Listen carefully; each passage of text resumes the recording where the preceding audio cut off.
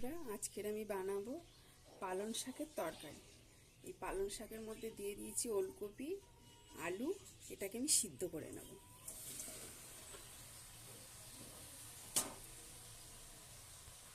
দিয়ে দেবো জল, এটাকে একটু সিদ্ধ করে নেব। এটা ফুটে গেছে, এর মধ্যে দিয়ে দেবো লবণ, অল্প একটু হলুদ। হলুদটা বেশি দেব না, হলুদটা বেশি হয়ে গেলে সবুজ সবুজ থাকবে না। এবার এটাকে নেড়ে দেব।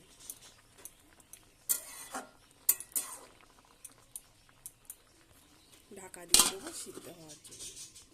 এবারে খুলে দেখব।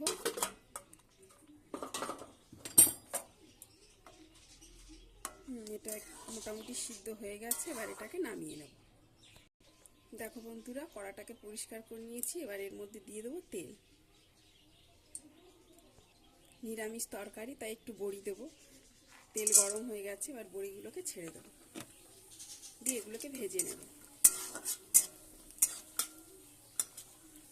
বড়িগুলো আমার ভাজা হয়ে গেছে, এবার এগুলোকে তুলে নেব।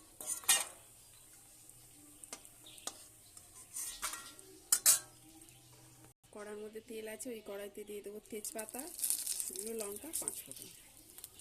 দিয়ে দেবো কয়েকটা কাঁচা লঙ্কা চিড়ে রাখা।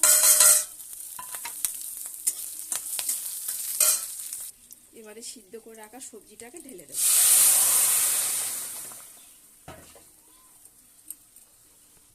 ভেজে রাখা বড়িগুলোকে দিয়ে দেবো।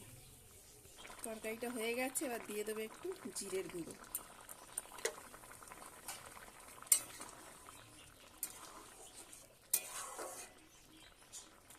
হয়ে গেছে আমাদের পালং শাকের তরকারি। এবার গ্যাস অফ করে দেবো।